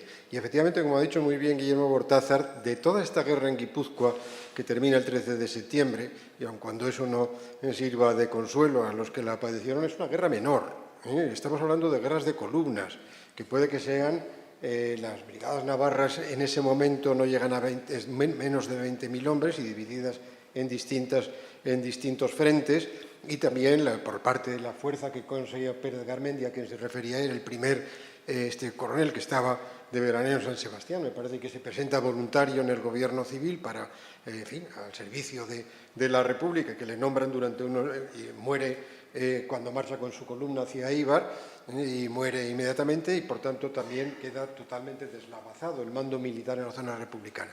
La principal batalla en Guipúzcoa es Irún. Irún es el objetivo estratégico, efectivamente, del levantamiento en esa zona. Y entra una columna mandada por Beorlegui de unos 5.000 o 6.000 hombres que va por Navarra, sube por el puerto de Velate, baja a Oronoz-Mugaire, los que conozcan esa zona, y avanza por el río Bidasoa hacia Irún. Ahí es donde se produce este incidente con Pío Baroja, que se creía que esto era una carlistada más, y se fue a un pueblecito que está al lado de Vera. La carretera es Oronoz-Mugaire, Sant Esteban, Vera de Bidasoa, Irún. Va a ver a Sant Esteban para ver que venían los carlistas otra vez, etc. Y ahí alguien lo reconoce, algún militar de los que venían en esa columna, lo detienen en la cárcel, muy modesta me imagino, de Sant Esteban, y le salva Martínez Campos. Iban a fusilarle, pero Martínez Campos reconoció que era don Pío Baroja. Don Pío lo saca Martínez Campos de ahí, se marcha a su casa de Vera y cruza esa misma tarde, al día siguiente, casi haciendo autostop, porque en la carretera iba andando y para un coche, le dijo: usted don Pío Baroja, y le cruza por el col de Ibardén a Francia, ¿no? ¿Cómo? No me acuerdo exactamente, pero vamos, se pasa al lado de Vera de Bidasoa, está en la... Está ahí con la española. Vale. Es lifuniada. Entonces, Irún tiene un valor estratégico muy grande en esto. San Sebastián, el final de la guerra, es prácticamente un abandono de la ciudad, es decir, no se le declara estas cosas como en la guerra ciudad abierta, pero hay casi un pacto de no tocar San Sebastián. En eso, en los donostiarras que estamos aquí, es decir, San Sebastián, que no la estropee nadie, la han estropeado también, pero bueno, ¿qué le vamos a hacer? Pero ahí hay una especie de acuerdo de retirada voluntaria, ya ven, inminente la entrada de las tropas, sin destrucción y sin ataque de ningún tipo. Y es una guerra, les decía, de columnas, que todavía no es la gran guerra que vendrá después, sobre todo en el País Vasco en marzo. La artillería o la aviación tienen un papel prácticamente nulo. Hay algún bombardeo, incluso en San Sebastián, pero son casi avionetas, no son un barco que dispara desde fuera de la bahía, pero básicamente son una guerra de columnas contra milicias, ¿no? De 6.000 7.000 hombres, 12.000 en algún caso, y no mucho más.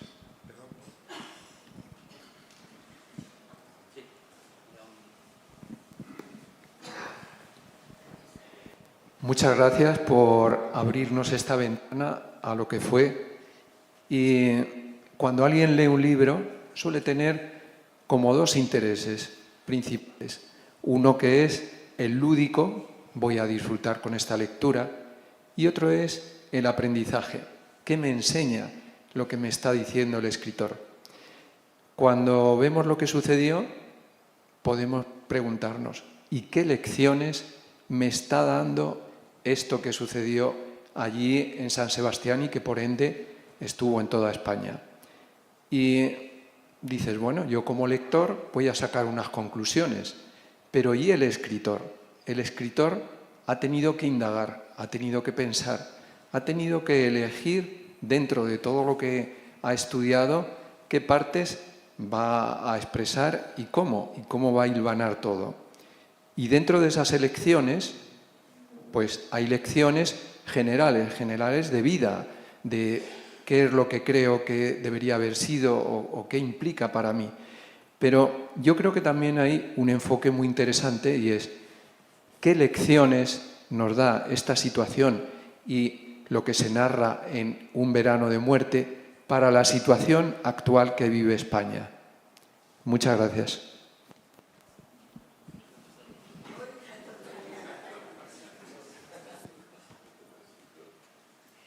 Pero, en fin, más visión política que la tuya es difícil. Pero bueno, vamos a ver, yo cuando escribí el libro pensé que efectivamente todos los libros de historia, como decía Cicero, son maestras de la vida, ¿no? Pero, claro, yo no había entrado nunca en el detalle de la guerra civil, más allá de lo que es los libros clásicos de Gabriel Jackson, en fin, de Raymond Carr, etcétera, ¿no? Y de Juan Pablo, ¿no? Pero al meterme en estos testimonios, a mí me pasó como una persona que me paró en San Sebastián, me reconoció, me dice, mire, una señora mayor de 80 y tantos años, me dice, mire usted, yo he leído mucho sobre la guerra civil, pero hasta que no he leído su libro no he entendido lo que fue aquello. Y me llamó mucho la atención porque a mí me pasó algo parecido, es decir, hasta que yo no he visto las vivencias, la tendencia es ver la guerra civil para muchos historiadores y para los que hacen historia de las batallas y desde el Estado Mayor, se ve una cosa como desde arriba y es fundamental, es una visión fundamental porque es la que realmente funcionó en términos de victoria militar, ¿no? Pero verla desde abajo en términos de testimonio personal inmediato, a mí al menos me pareció que yo no tenía que contar nada. Es decir, que yo me reprimo mucho en los testimonios de hacer ladillos o comentarios y tal, ¿no? Simplemente hago una introducción o a veces ni siquiera eso, ¿no? Y yo creo que la lección que se saca fundamentalmente, lo dije en una entrevista que me hizo el Diario Vasco, es que la polarización lleva o puede llevar al extremo de la ruptura de la convivencia. Es decir, la política es el arte de resolver los conflictos en una sociedad compleja sobre la base de las elecciones y del respeto y de unas normas y del liderazgo político, ¿no? Pero en el momento que eso se rompe y se establece un sistema de confrontación y de polarización, la política fracasa. Y si fracasa la política, vamos muy mal. Afortunadamente en España yo no creo que estemos en términos de fracaso de la política, pero desde luego todo lo que sea excitar la polarización y la pérdida de lo que es el respeto de las normas básicas lleva a lo que nos ocurrió desgraciadamente en el año 36, que allí desaparece el Estado. Si desaparece la política y lo que hay es una confrontación, realmente pasa lo que vivieron, lo que cuentan en el libro, ¿no? Esa es un poco mi opinión. Vamos. ¿Hay alguna otra pregunta? Sí, Gabriel. Bueno, yo que desconozco el último libro de Guillermo, pues me mantenía silencioso pensando que, bueno, que ni puedo preguntarle sobre algo que no he leído, ni puedo comentar sobre el libro. Pero este intercambio último, pues me ha hecho pensar un poco en comparar la situación española actual con la del año 36, que es un tema al que yo le he dado en mi cabecita bastantes vueltas. Claro, yo soy historiador económico y creo que hay una diferencia muy grande entre la España del 36 y la España de hoy o la España de 1975, de la transición. Sabemos que la renta por habitante era en 75 3 veces la del 36. Entonces, es decir, España era un país mucho más maduro socialmente, y que lo del 36. Es decir, en España ya no había ningún problema de hambre como ocurría en el tiempo de la República, que cuando había una mala cosecha, realmente la gente, pues, no sé si se moría de inanición, pero realmente le afectaba mucho. Estábamos en esa situación. Entonces, claro, esto explica mucho, a mí me parece, de la relativa facilidad con la que se hizo la transición. Esto es una cosa a la que le he dado muchas vueltas. Y si no me equivoco, si no recuerdo mal, vamos, yo creo que Manolo Tuñón de Lara escribió en este sentido un artículo bastante bueno, creo que en El País, en aquellos años de la transición, subrayando esta diferencia, el hecho de la madurez. Bueno, pues yo creo que no estamos en una situación parecida, pero desde luego la polarización, además la polarización estimulada y agravada desde el gobierno para justificarse y para mantenerse en el poder, pues es una cosa muy alarmante, ¿no?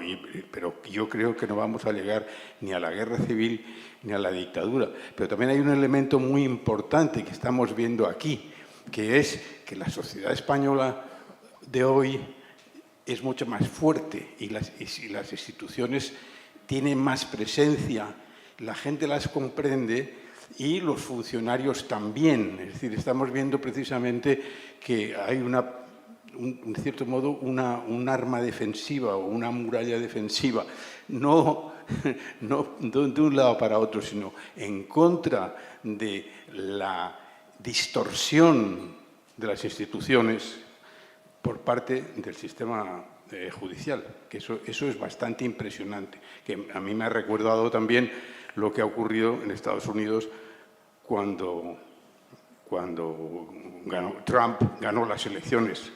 Esperemos que por única vez, en el año 16 creo que fue, pues hubo una resistencia por parte, sobre todo, del sistema judicial, que fue muy importante. Entonces, yo creo que sí, que efectivamente me alegro mucho de que tu libro suscite este tipo de reflexiones, porque me parece que son importantes y yo ofrezco pues esta humilde hipótesis.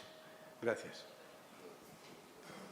A mí me gustaría hacer una pregunta también, o un comentario a raíz de lo que decía Gabriel Tortella, ¿no? Y es una pregunta para el autor y también para el historiador Juan Pablo Fusi. Hay otro factor que a mí me parece muy importante y es que en aquella época había dos enemigos externos ideológicos que provocaban terror. Entonces, la guerra civil a mí me parece que en buena medida no fue una guerra entre comunistas y fascistas, sino entre anticomunistas y antifascistas. Es decir, había el peligro de Hitler, que era un peligro real, y había el peligro para el otro bando, o para la otra parte de la sociedad española, de la Rusia soviética.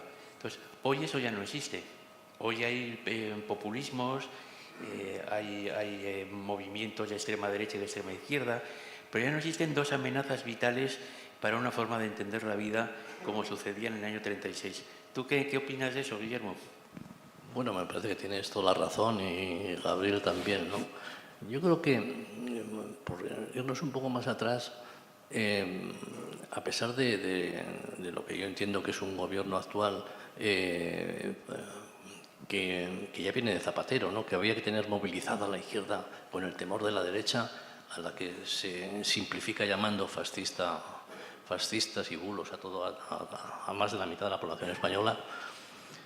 Yo creo que una de las grandes diferencias es que disfrutamos de unas instituciones muy consistentes. Está la justicia, pero están también mandos de la Guardia Civil, están los altos funcionarios, está el cuerpo diplomático, en fin. Hay unas instituciones que resisten y, sobre todo, la principal es la corona. Es decir, el hecho de la abdicación de Juan Carlos y que disfrutemos, entre comillas, de un rey y una princesa de Asturias como Leonor, da al sistema político español una sensación de estabilidad que, si no lo tuviéramos, estaríamos en las inquietudes de los años 30. Y además de eso, la pretensión republicana de la extrema izquierda, de la izquierda o incluso de la extrema derecha, que tampoco es muy moral que se diga, eso es una reflexión de Iñaki Ezquerra, que está aquí, ¿no? Es que no está apoyada en personalidades relevantes de la vida política y social española. Por ejemplo, en el año 30-31 estaba Miguel Maura, el hijo de Antonio Maura, en el Comité Revolucionario Republicano. Estaba Alcalá Zamora, que había sido ministro y había sido secretario de Romanones. Es decir, había una derecha social muy amplia, con líderes consistentes que pretendían un cambio de régimen. Eso hoy no se ve, afortunadamente, en nuestro país. Es decir, no hay una personalidad, digamos, destacada que se ponga a liderar un movimiento, entre comillas, revolucionario, como sería el cambio o la ruptura del régimen del 68, ¿no? Y en ese sentido yo creo que efectivamente, afortunadamente, no tenemos la presión de un faro alemán como era el de Hitler, ni una amenaza tremenda como era la de Stalin, ¿no?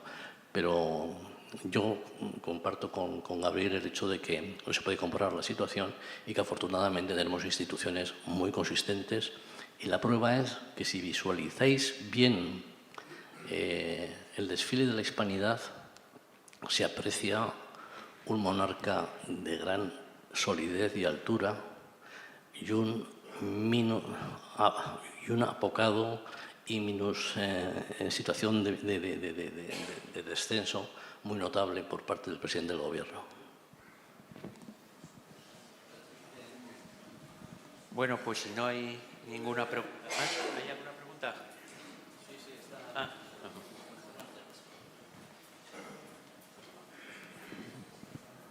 Muchas gracias. Nada, muy brevemente, muchísimas gracias a todos vosotros y muchísimas gracias a ti, Guillermo, por el libro, que me ha encantado y que lo he leído con muchísimo interés. Creo que se han dicho cosas muy acertadas con las cuales estoy absolutamente de acuerdo.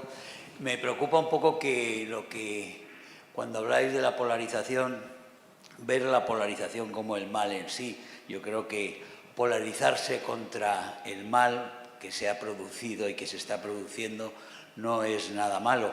Creo que lo que ha habido es falta de polarización frente a aquellos que estaban cometiendo las fechorías, que empezaron hace 20 años a cometer fechorías bajo Zapatero y nos han traído a donde estamos ahora.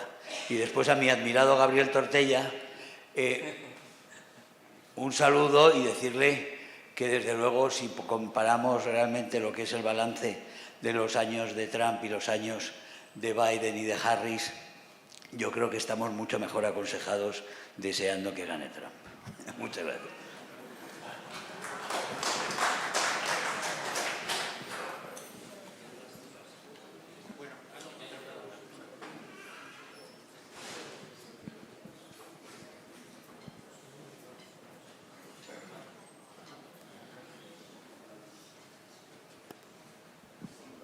Yo no he leído el libro, pero lo voy a leer porque ha habido dos cosas que me han llamado muchísimo la atención. La primera, el tema de la influencia de los embajadores que efectivamente pasaban el verano allí, y los embajadores de Inglaterra y de Francia, para la no intervención sobre todo tanto de Francia como de Inglaterra, en un apoyo a la República. Yo creo que eso es un dato muy significativo.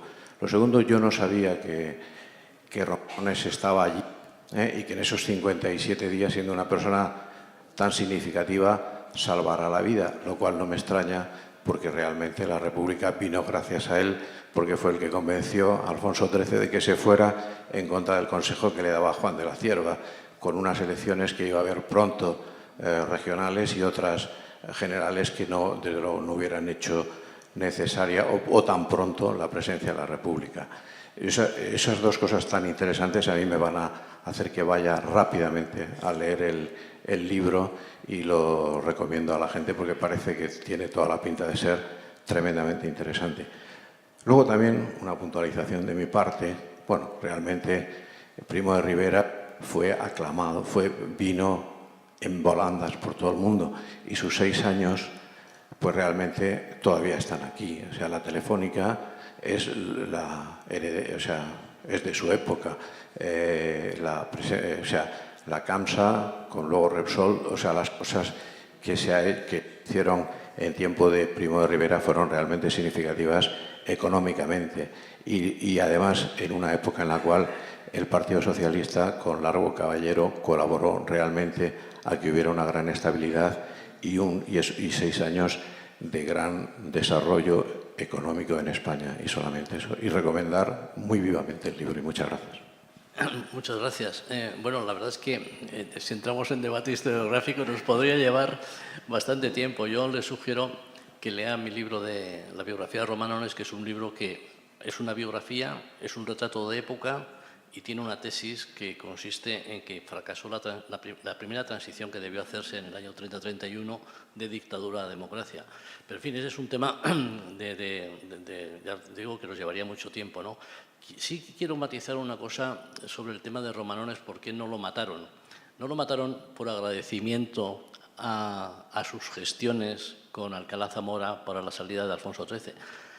No lo mataron porque se puso en medio el embajador de Francia y porque, estando detenido y a punto de ser fusilado, en esos mismos días fue asesinado Melquiades Álvarez, que era el segundo liberal más importante de España. Había sido presidente de las Cortes, presidente del Partido Reformista, y el escándalo que se montó, jefe político de hazaña, y el escándalo político que se montó en España, tanto en el lado nacional como en el de los sublevados y el de la República, fue enorme.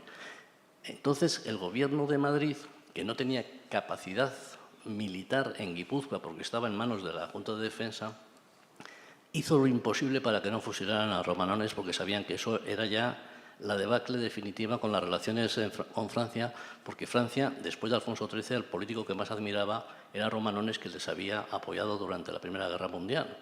En consecuencia, simplemente un matiz que lo verá usted en el libro si lo lee, que no fue fusilado por agradecimiento, sino que fue fusilado por el embajador francés y por la importancia política del personaje. La última pregunta ya, porque se nos echa encima la hora.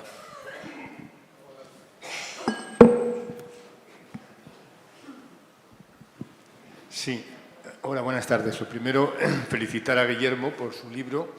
En cuanto al tema que ha salido sobre, señalaba Gabriel Tortella, que la diferencia de aquella época con esta pues tiene que ver con la economía. Efectivamente, yo creo que eso es importante. La situación que vivimos aleja precisamente una crisis de tal calibre. Y el propio mapa internacional, que efectivamente, como señalaba Guirazu, no hay una Unión Soviética ni hay unas fuerzas del eje que puedan invitar a la población española a dividirse. Afortunadamente, son factores que actúan contra esa polarización, que me parece desde luego un gran peligro, porque además la tentación de solucionar el fanatismo con fanatismo y el populismo con populismo, pues es una solución falsa. Simplemente termino, yo me dedico, entre otras cosas, a hacer crítica literaria y creo que el libro, os recomiendo el libro de Guillermo, porque es un libro muy ameno, es un libro que tiene una gran calidad literaria. Yo me acuerdo que cuando me comentó el título me dio un poco de miedo, así que, porque Un veraneo de muerte a mí me sonaba a Jardiel Poncelano, pero creo que precisamente la distancia con aquella época, aunque esa distancia no evite que nos conmueva, pero nos permite hoy ver con objetividad el horror y dónde no hay que caer, y que esa ironía que está en el título pues tiene también su utilidad. Gracias. Y enhorabuena.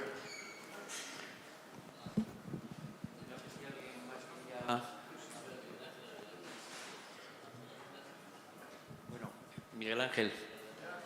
La última ya, porque estamos absolutamente fuera de hora.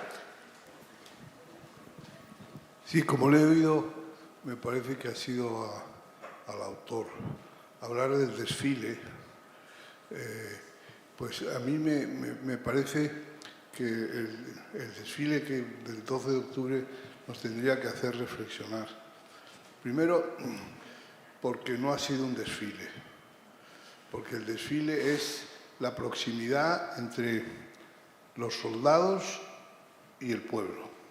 Es el momento en que la población le rinde agradecimiento a quienes la defienden. Y eso no se produjo. porque se produjo un desfile envasado al vacío. Se vació el Paseo del Prado desde Atocha hasta Cibeles. Y eso es porque no gusta ser, digamos, pitado, protestado, etc. Y entonces, para evitar eso, alejan al público. Pero al alejar al público, eso deja de ser un desfile. Y luego, quería, ya como estamos hablando de la guerra y todo esto, pues Azaña, al que se ha elogiado, parece que era una persona, por lo que me han contado, extraordinaria, de gran inteligencia, pero Azaña fracasó en un asunto capital. ¿Cuál? Fracasó en el tema de que trasladar las lealtades de las Fuerzas Armadas de la monarquía de la Restauración a la República. Y eso, en ese fracaso de Azaña, está incoada la guerra civil.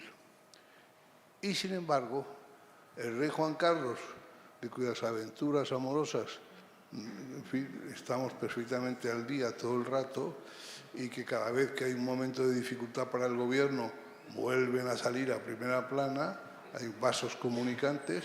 Bueno, el rey Juan Carlos, que parece que no era tan inteligente, y que consiguió una cosa básica que permite que estemos aquí nosotros hoy, y es el cambio de lealtades de las Fuerzas Armadas del franquismo a la democracia.